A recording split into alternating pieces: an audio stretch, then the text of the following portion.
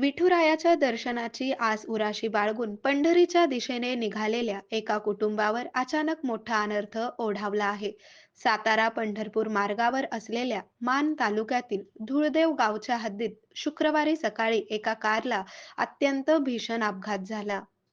या दुर्दैवी घटनेत देवदर्शनासाठी चाललेल्या आजोबा आणि त्यांच्या 13 वर्षीय नातीचा जागीच मृत्यू झाला आहे. या अपघातात गाडीतील एक जण गंभीर जखमी झाला असून इतर 3 जणांना किरकोळ दुखापत झाली आहे.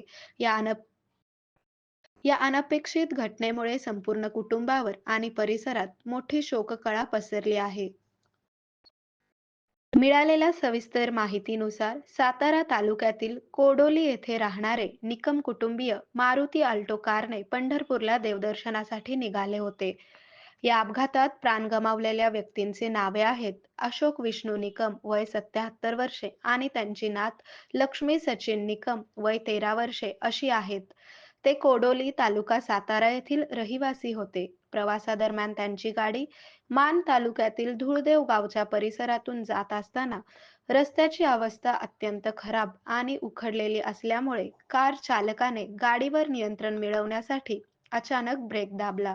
ब्रेक अचानक लागल्याने भरधाव असलेली अल्टो कार 3 ते 4 वेळा पलटी झाली. या भयंकर पलटीमुळे गाडीतील आजोबा अशोक निकम आणि त्यांची नात लक्ष्मी हिचा घटनास्थळीच दुर्दैवी अंत झाला.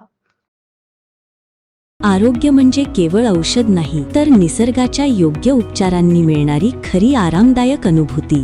सोलापूरमध्ये निसर्गोपचाराचं विश्वासाचं नाव लिमये निसर्गोपचार केंद्र.